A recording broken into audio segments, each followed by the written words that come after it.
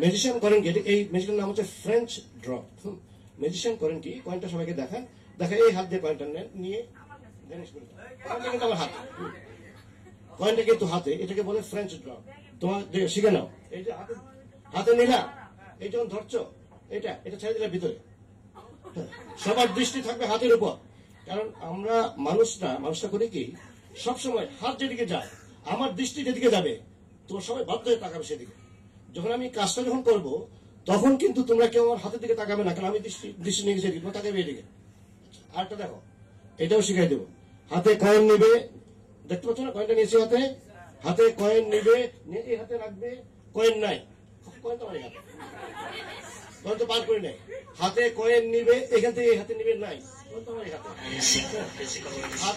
হাতে কয়েন নিবে।